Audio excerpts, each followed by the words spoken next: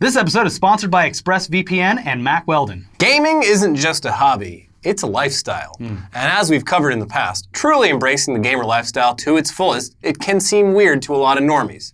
For example, while most people's computing setup consists of a desk, an office chair, a practical computer, and a single monitor, the Acer Predator Thronos offers real gamers a literal cockpit for gaming. 3 curved monitors, a reclining chair with vibrating haptic feedback, LEDs literally fucking everywhere, motors to move everything out of your way when you get in and out of the chair, and of course, a powerful gaming PC. All for just $30,000. A bargain. 8 feet by 8 feet by 8 feet and weighing 715 pounds, enough that it can only be installed on the ground floor of most homes. The Predator Thronos is certainly a lifestyle decision for epic gamers. Only. Yeah, specifically for the most epic gamers. Yeah. But eventually, after a long day of gaming in your Predator Thronos that takes up half your living room and costs more than a car, you're gonna need some rest. And sadly, that usually means laying down in a normie bed with no gamer aesthetic. Until now. A Japanese company called Bahoot recently debuted what appears to be the first ever gamer bed. And that allows you to truly eat, sleep, game, repeat.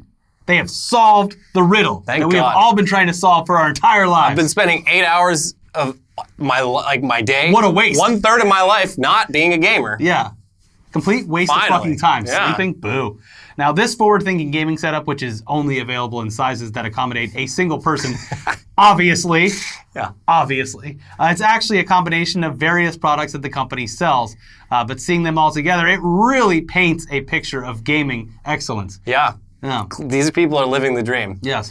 First off, there's of course the bed itself, which is mostly just normal bed, but with lots of red and black for gamers. Yeah, it looks like Dr. Disrespect owns this thing. Then there's a big beanbag pillow thing for leaning back, but not too much. And then there's, of course, the desktop that attaches to the end of the bed and holds 2 gaming monitors along with your speakers. Yeah. There's also a bendy arm thing for keeping your phone always within your sight without taking your hands off the controller. As many blue screens as possible when you're in the place. Like this is a big problem because a lot of the problem with sleeplessness is you're taking activities that you shouldn't be doing in bed and doing them, like watching TV and getting on the phone. Now you can do all of that. Your brain is supposed to recognize your bed as a place you sleep in, but when you do that, it doesn't allow that. And this is going to fuck people's lives up big time. There's a shelf behind the bed to store your moisturizer for when you need moisturizer. But the big well, as you know, you get a little ashy playing games. Yeah. The big thing here, No, it has a flashlight holder in it. Yeah. But there's a lot of room here to store your Monster Energy drinks. Sure. And your chips. So I think in terms of never actually getting a decent night's sleep, the Monster Energy drink can be the best product for that. Along with the multiple blue screens where you sleep, you're never going to bed. No. You're just gaming a little more comfortable. I do have one question though. Does it, like the beds we see on TV, do you press a button and it like goes and puts you in a position where you can more comfortably, ergonomically game? No, that's what the beanbag's for. Oh, the actual beanbag, does it have a pump or anything on it? No, you just haul that beanbag over behind you and then you lay on it like the sad sack of shit that you are. Fucking bullshit. I guess this thing isn't as advanced as it could be. It could be a lot more advanced. Anyways, the entire setup, it costs the equivalent of around $1,050, which doesn't actually seem like a lot considering... they could have gone a lot further with it. Yeah, but it is actually kind of expensive because you have to consider the fact that it doesn't actually include the gaming hardware or the energy drinks. Those aren't cheap. And it seems to be only available in Japan currently. But, we smell a trend, and we look forward to seeing all the companies who currently sell race car gaming chairs and race car beds to merge the two and finally... Literally just a race car. We're hoping that those companies start offering gamer beds very soon. The DX Sleeper is going to be the product for this Christmas. Wow. Yeah. Meanwhile, speaking of gamer furniture, I spotted this bad boy on the show floor at PAX last weekend. That is the Cougar Ranger gaming sofa. And yeah, it's pretty much a lazy boy, but for gamers. And yes, they call it a sofa despite it only seating one person, but like most gaming products, it's designed for the single male. We got a feeling that whoever is going to potentially be buying this thing usually doesn't have a lot of people over. Also, it's only $250. Yeah, that's not bad. Not bad. I do love the idea that, with something like this, you go over to a gamer's house, And when you're not sitting in this chair, it basically says that the gamer, the host that's having you over, is giving you the equivalent of the Mad Catz controller when you sit on a normal sofa. Mm-hmm. Yeah, it's really not fair. You show up to play some multiplayer games, and the host is, decked out in their gaming lazy boy, and you're sitting over there in the busted office chair from Office Depot that they bought for college 8 years ago. I want to see the modern reboot of All in the Family where Archie Bunker sits in this gaming chair every night and just complains about other races. Well, if you're already the proud owner of a Predator Thronos or some other absurd gaming setup like that, you might want something a little more high-end than just that, that Cougar Lazy Boy. So in some exciting news, Logitech announced last week that they are partnering with Herman Miller on some new gaming furniture. Now, Herman Miller might not be a household name for you, but that's probably because of your household income not being high enough. Mm-hmm. They are responsible for some of the most iconic furniture of the 20th century, like the Ames chair in the 1950s and the Aeron chair in the 90s, both of which have been copied and knocked off extensively. And today, the Aeron chair, it starts at around $1,100, while the Ames chair starts around $2,100. So knowing that, it will be very exciting to see what they come up with for gamers, who obviously are going to need a lot of expendable income. Well, it'll just be the Ames chair with a racing stripe on it. I mean, that's the simple answer. The Ames chair is quite comfortable. All of these products, it just reminds me of that episode of The Simpsons where Homer designs a car. Yeah, the Homer. Yeah, that's like, Herman Miller is just going to get like fucking Ninja or someone in and be like, well, what do you think about the chair? It's perfect, right? Yeah, but I mean, it would be a lot cooler if you had like some blue fuzz on top that made it look like your hair, and a little spot right there, a cup holder for your Monster Energy drink, or he's sponsored by Red Bull. I wouldn't want to get him in any trouble. Red Bull thing there, maybe like a thing to kick out your feet whenever you want to lay back, and because when you're gaming, you tend to like want to sleep in your chair sometimes, so you don't miss any gaming hours. Yeah. So I'm excited to see the designs. I am too. Always a treat when we see things like that. This is a design firm that takes their craft very seriously. They're not going to release a half-assed product. No. So I'm very curious to see what they come up with. Yeah. Should be interesting. Yeah. Anyways, with the light fun out of the way, it's time again to get terrified. The COVID-19 situation is not great. No. Worldwide, over 90,000 people have gotten sick, and over 3,000 of those people have died. Italy and Iran have joined China, Japan, and South Korea as places you probably shouldn't be visiting in the near future. And the state of Washington seems to be experiencing its own particularly deadly outbreak in recent days, with 9 deaths recorded as of Tuesday afternoon. Yeah, it's pretty much one like nursing home in the Seattle area. Yeah. Someone visiting or working there got it, and it spread like wildfire. So test kits are only starting to roll out in the U.S., so we don't know who's got it, who doesn't for the most part. It's pretty likely there are a lot more people. That's the problem. When you start testing, you start finding people that have it. Yeah, it's right now it's like, well, you can't have an epidemic if you don't test anyone for it. But once those tests start rolling out more, it is pretty likely that a lot more people are going to turn out to be infected than we currently know about. Yeah, can't have cancer if I don't visit a doctor. Yeah. But as always, it is important to understand that the majority of people who become infected will not die. Some probably won't even experience the worst of the symptoms. Yeah. It's the very young, the very old, and the immunocompromised that need to worry. So for their sake, wash your goddamn hands. A hand sanitizer is pretty much sold out nationwide and worldwide at this point. But, there's still plenty of soap to go around. You can use that on your hands. Just, spritz some isopropyl alcohol. Put it in a spray bottle. You can actually, if you buy aloe vera moisturizing gel and you do 2 parts aloe vera gel to 1 part 99% isopropyl, and you mix that up and you put it in a soap dispenser, that is essentially hand sanitizer. There you go. So the more you know. Make your own. Yeah. Also, it doubles as an antiperspirant if you're, I used to do it when I didn't have any money. Yeah. Yeah. Very easy. Life hacks. Yeah, it's fun. Don't drink bleach, though. I saw that as one of the things. People drinking bleach. There was a meme going around. It was like, oh, cocaine kills the coronavirus. Mm-hmm. Don't mind if I do. Legalize it. But it's not true. Yeah, it's not true. There's a lot of misinformation out there. Yeah. Meanwhile, regardless of whether things get worse, companies are increasingly not willing to take their chances, with a number of high-profile events being postponed or canceled entirely. Not PAX, though, damn it. I was there, and I probably haven't. GDC, the Game Developers Conference, was scheduled for later this month, but after multiple big companies backed out, it's been canceled. with plans to reschedule it sometime this summer. If that even happens. Yeah, both Microsoft's MVP Summit and Google Cloud Next have been canceled in favor of online-only presentations and meetings. Google has also canceled Google I/O, which was scheduled for May, and they haven't announced a backup plan yet. Probably another online event. Yeah.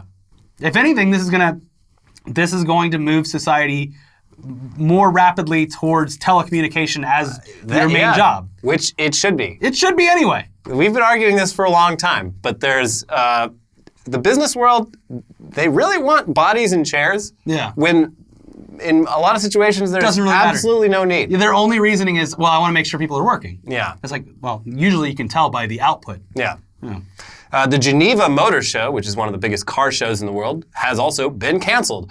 But that's not on account of the car companies or the motor show. Actually, the Swiss government, they enacted a law recently, a temporary law, which bans all public gatherings of over 1,000 people, which is pretty drastic, but probably a good call. We should have announced like a live show before they did that, and then we'd be like, well, sorry. We definitely hit that 1,000-person mark, so they had to cancel it. Can't do it. Sorry, Switzerland. Yeah. Facebook canceled their annual F8 conference scheduled for May. I think they're also going to try to do some online version as well. NVIDIA's annual GTC developer event, also going to be online only. The big question in the air right now is South by Southwest, because it's currently looking like South by, or at least the tech portion at the beginning, will either be canceled or just be a fucking ghost town, because more and more companies just keep dropping out. No one wants to be there. We should go. Yeah, it's free drinks. Probably a lot of passes available for dirt cheap right now. I know. We should go and get all the free drinks that these tech companies pay for, and then just come home. Yeah, we'll see. Meanwhile, theme parks and museums just throughout the world are all temporarily shutting down to avoid the spread of the disease. The Louvre, I believe, has been closed for the last couple days. It's pronounced Louvre. The Louvre. Yeah. Every theme park in Japan, China, and South Korea is closed. I'm going to Disney Thursday night. That's when I'm doing the equivalent of when you jump in a filthy pond as a young person. You're taking a lot of chances. I'm building up the blockade by putting myself in all the situations. That's not how it works, though. That's how it works. I'm pretty sure it's how it works. I learned a lot. I went on a lot of mom blogs, and I'm pretty sure I'm going to beat this thing by jumping right into it. Well.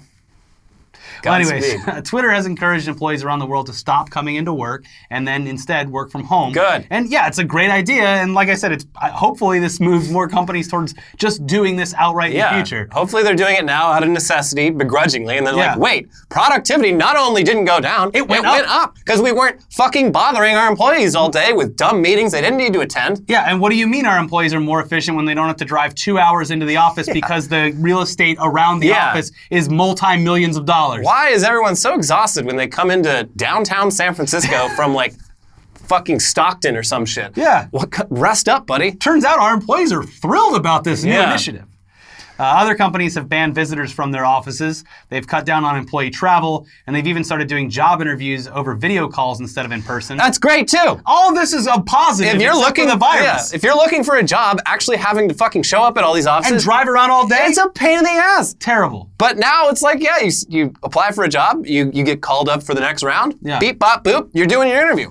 Yeah. Sounds great. Sounds like a win-win. You know, say what you want about the coronavirus. It really was the shot in the arm that everyone needed to move towards telecommunication instead of actually showing up and driving.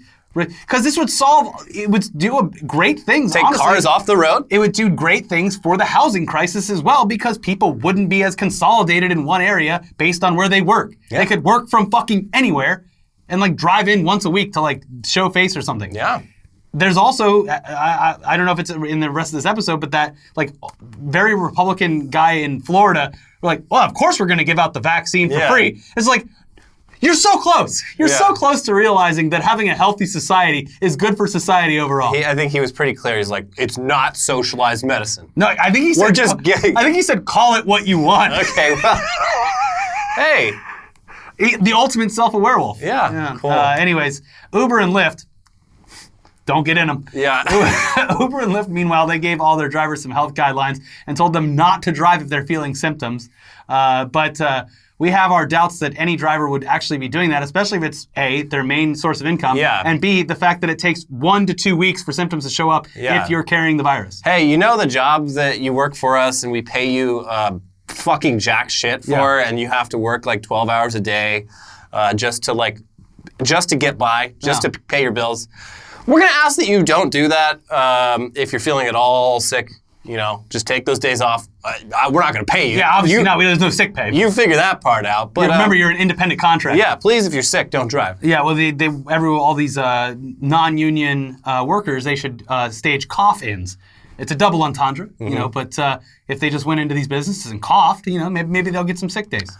It's a good way to, it's a new form of activism is showing up anywhere. We are not advocating that at all. That was a joke. I was telling people on Twitter to go down to their local polling place. There's long lines filled with boomers, probably Biden voters. Just start coughing. They'll be like, look, I don't really like Joe Biden that much. I'll just go home. And then you're like, literal germ warfare. Yeah. Wow, cool. In the meantime, a real treatment for the disease is still months away at best. A drug called remdesivir, which was originally being developed years ago during the SARS and MERS outbreaks, but was never actually completed because those situations kind of handled themselves for the most part. It's now on track to become available by the summer, though the cost and availability are still a pretty big concern, especially here in the USA. And an actual vaccine to prevent people from getting sick in the first place. Don't hold your breath, guys. It's estimated to be between 12 and 18 months away. Yeah. All signs point to COVID-19 remaining a concern for the foreseeable future. But it has been great for the nitrogen dioxide levels coming out of China. These maps are wild.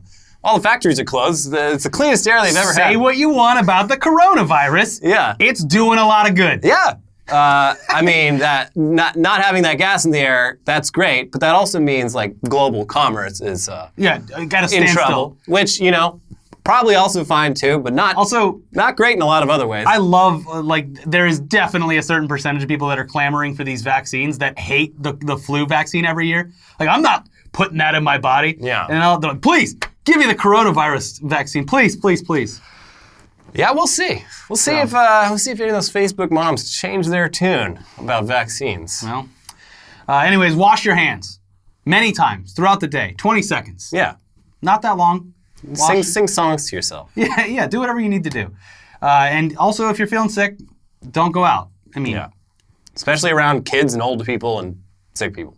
Kind of impossible for a large portion of the workforce. Yeah, but if you can. If it is a possibility that you could think going outside if you're feeling sick. If you are sick, wear a mask, of course.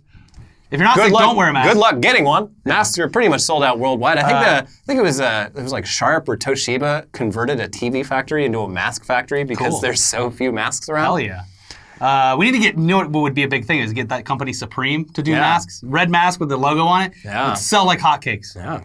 Also, keep your hands away from your face. Another positive from the coronavirus is less people picking their noses. Yeah, it's really hard. I'm realizing how much I touch my face. How much I touch my face. Yep. Constantly. Well, most of today, watching Super Tuesday coverage and watching the polls come in, I've been like this. Yeah. So it's just not good. Like I said, I'm doing as many things possible inadvertently to get this virus. Yeah. Sorry, Elliot, in advance. Well. The good news is apparently your pets can't get it. Good. One dog tested positive, but they retested it 2 or 3 times, and it came back negative. So they're thinking that the first test had some coronavirus on it from another. Anyways. Jesus. Good news. It appears as though your pets can't get sick. Well, they're the ones who are going to rule the world when we're gone. Now, if you're looking for a solution to what to do about not being able to shake people's hands when you see them, the people of Wuhan have come up with something that's being called the Wuhan Shake. And Blippi made a video about it. Don't do what he does in his video.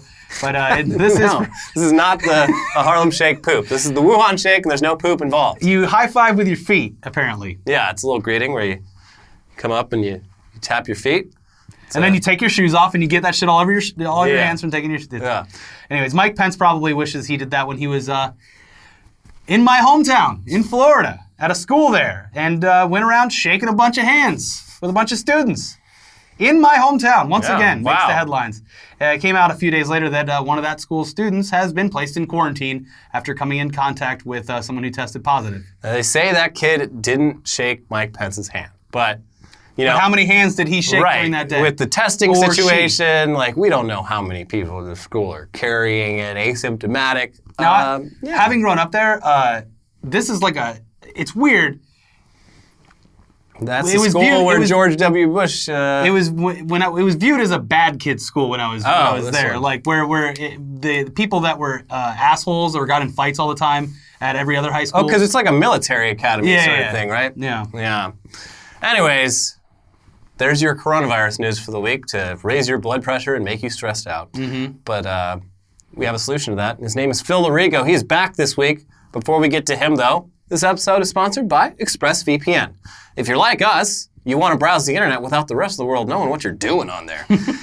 We all know about browsing incognito, but did you know that even in incognito mode, your activity can still be traced? Even if you clear your history, your ISP can see every single website you've ever visited. Oh God, is that true?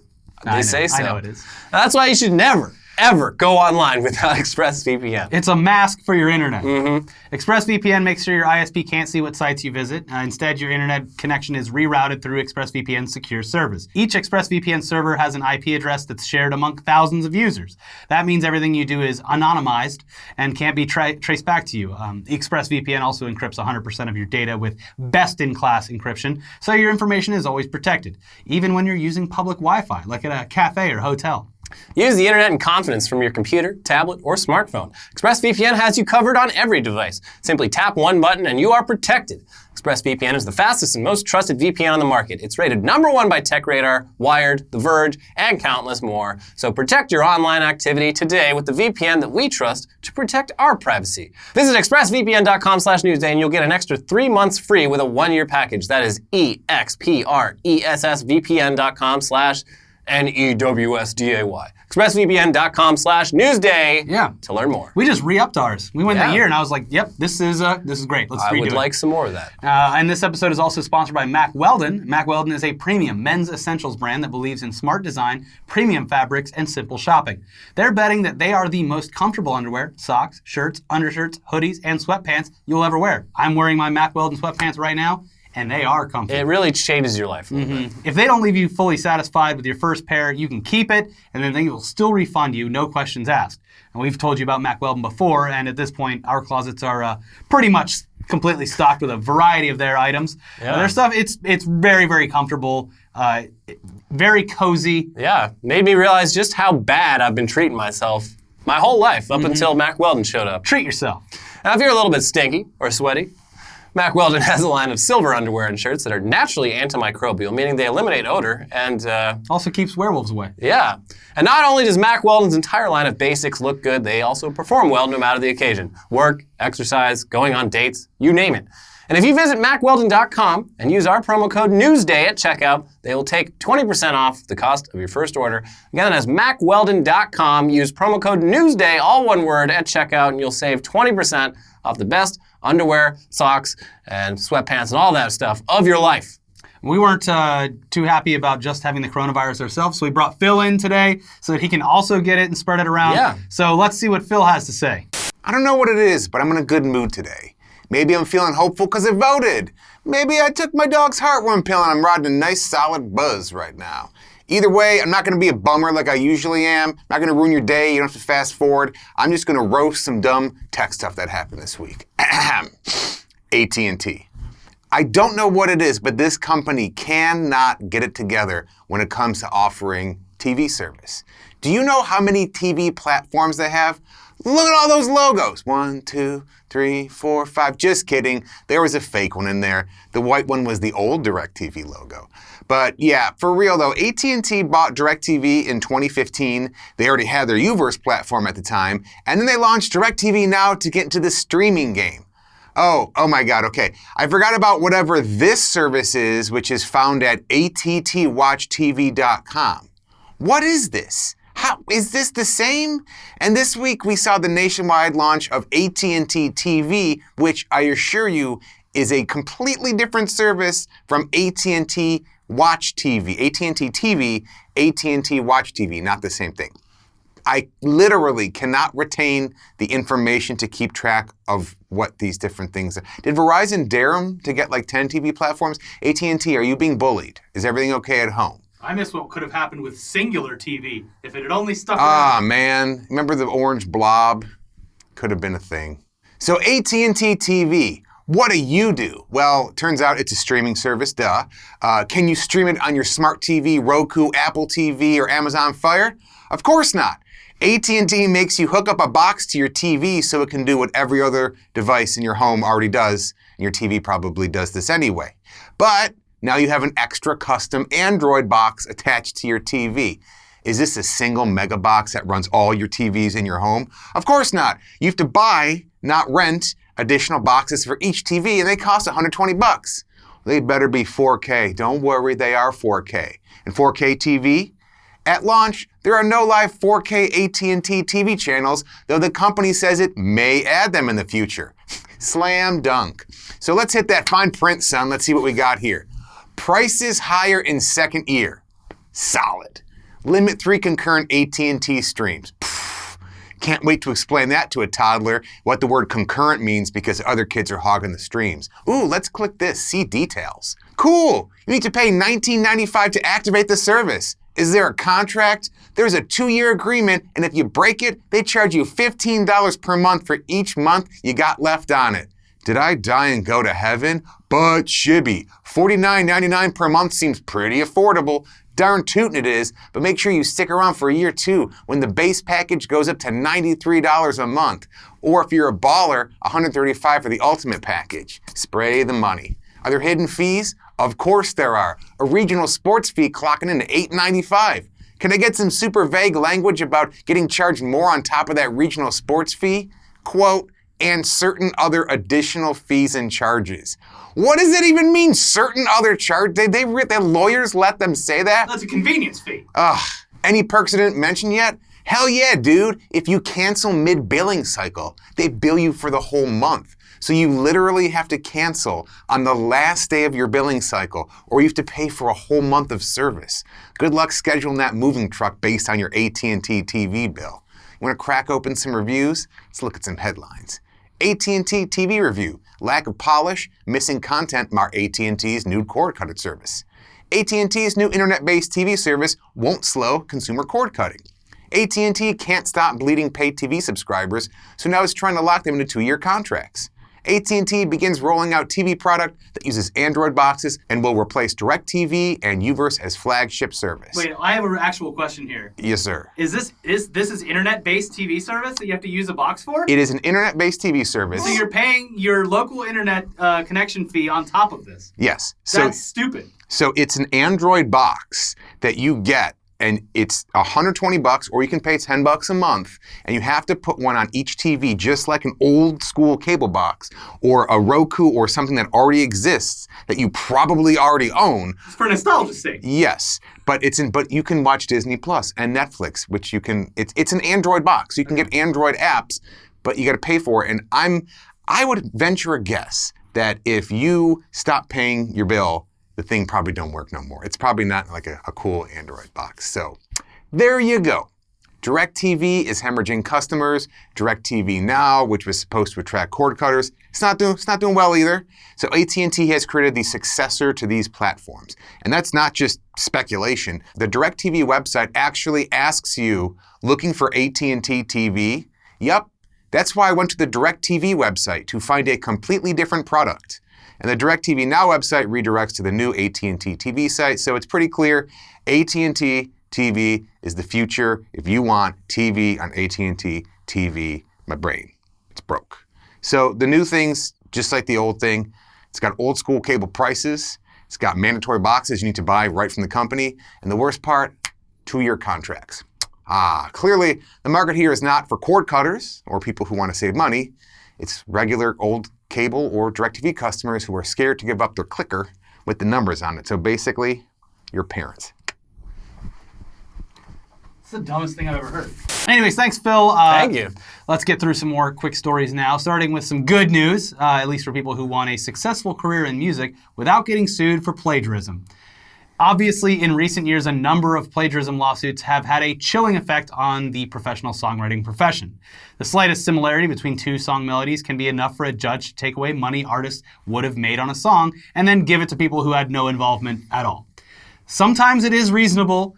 Most of the time, it's pure nonsense. Yeah. There's only 12 notes in Western music, and it's impossible to create a piece of music that's entirely unique, so this is a problem. Yeah. So a lawyer and a musician named Damian Reel recently teamed up with a programmer named Noah Rubin to make an algorithm actually just go ahead and generate every possible musical melody. And they've copyrighted the 68 billion 8-note melodies that resulted and have released them into the public domain. The idea here is that in the future, when someone gets sued for musical copyright infringement, they can just look up the melody in question in this giant database and avoid a frivolous lawsuit. It's like, you didn't come up with this, the algorithm did. So yes, clearly. I guess no one owns it. We'll see if that ever ends up actually happening. This does need to be tested in court, but for now, it's a pretty interesting idea. We should do a song. Yeah. And put it out. Yeah. See if it's any good. Come at me. Try to get sued for it. Come Just at me. actively try to get sued. Yeah. Anyways, last thing here. According to a recent interview with Ryan Johnson, quote, Apple, they let you use iPhones in movies, but, and this is very pivotal if you're ever watching a mystery movie, bad guys cannot have iPhones on cameras. Huh. Or on camera. Yeah, on the film. They cannot have, bad guys, villains, cannot hold iPhones. So yeah, that's weird, and yes, definitely something to pay attention to in watching movies where you're not sure who the bad guy might be. The bad guy, or the bad girl, is the one holding the Android phone. Windows Phone. Like, that's weird. They haven't released those in years. So here's what's odd about it, though. That isn't the case everywhere, because if the movie is a Sony movie, regardless, Oh, they all use they're Sony all phones. going to be on Sony Yeah. phones. Yeah, those... Huh. Yeah, it's weird. But yeah, Apple, I didn't realize, like, it's complicated. Showing any, like, branded gear in a movie it's a real tricky topic. Well, here's the easy thing, though, is that every phone without the branding on it looks almost identical these days. Yeah, there's Just put them all in a case. OtterBox doesn't care if you're the villain or the good guy. Yeah. Just have all your characters use jitterbugs. Yeah. Jitterbug or just like an old Nokia phone. Yeah. Well, anyway, that's it for this week's episode. Be sure to Wash your hands. Be sure to wash your hands. We also have a brand new exclusive podcast. Yeah. We talked about, I went to Boston, went there for PAX. There's a lot in there. We answered a lot of questions. So check that out if you're a Patreon supporter or YouTube member. And then News Dump and Weekly Weird News if you haven't gotten around to those yet. There they are.